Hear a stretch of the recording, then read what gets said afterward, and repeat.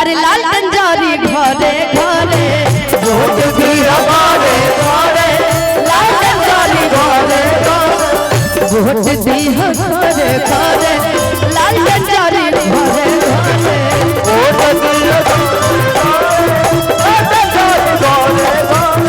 यहाँ पे मैं आई तो लालटेन छाप मैंने सुना आरजेडी। जब हम यूपी से हैं, भैया ने बोला उत्तर प्रदेश से, हमारे यहाँ अखिलेश यादव चलते हैं कि जैसन राज चलवलस सब परिवेश न होई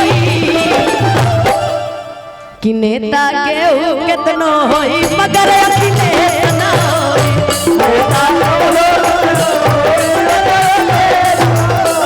कि जैसन राज चलवलस सब परिवेश न होई कि जैसन राज चलवलस सब परिवेश न होई। नेता बोले केहू होई मगर अखिलेश न होई।